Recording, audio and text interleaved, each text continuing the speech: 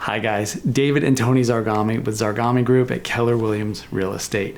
One of the things that drives Tony and myself every single day is the opportunity to wake up and make an impact on our community. We do that through serving the clients that we're so privileged to help, and we look for other ways to go beyond just real estate. We've been introduced to an organization recently that has just moved us in significant ways. The organization is making such an incredible impact on children and families in our community that we wanted to use some of our resources to help them tell their story. So we're here today to talk to you about Child Protection Center. The Child Protection Center is located right here in Sarasota, and it works with families and children that have been affected by child abuse. It's not an easy topic to talk about. It's not an easy conversation to have, and yet we've been so moved by the people we've met and the stories that we've heard that we want to do everything that we can to support this organization that plays such a critical role for families in our own neighborhoods.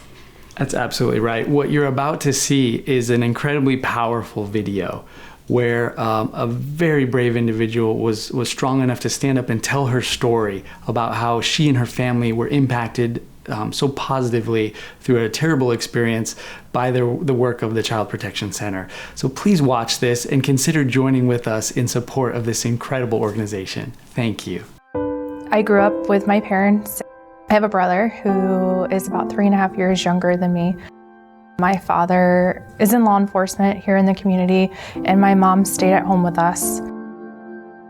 My perpetrator was my next door neighbor, who my parents took in as one of their own. As early as I can remember, it happened. It would either happen at his house or my own very own home. I truly thought it was normal. This man would tell me that he loved me and that he wanted to marry me and all this crazy stuff that I never knew was wrong. So I never went to my parents.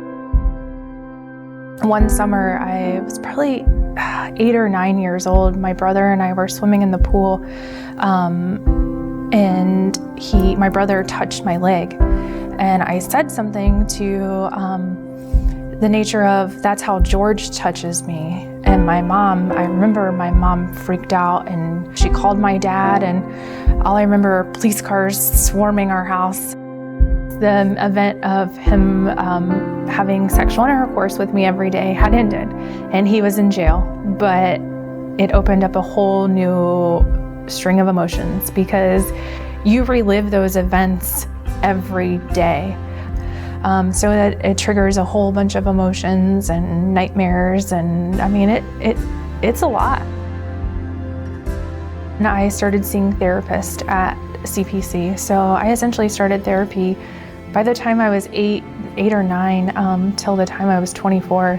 They do offer the courts, they offer the groups, they offer the therapy, they offer the in-house rape kits. I mean, there's just so much that they offer to children who need it.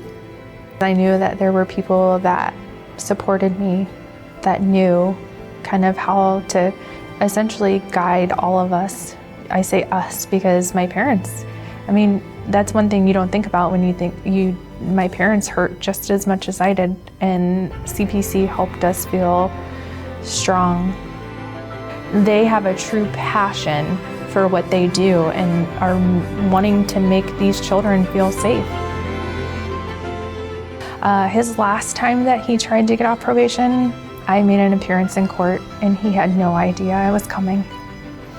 And I showed up in court and I testified against him, and he's still on probation. It was empowering.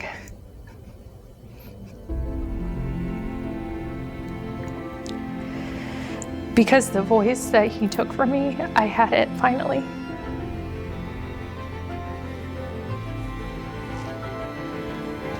There are so many different ways that the community could get involved, but to keep this going, I mean, donations are huge, because we don't want to see an avenue like this shut down, because if there wasn't a Child Protection Center, where would these kids go?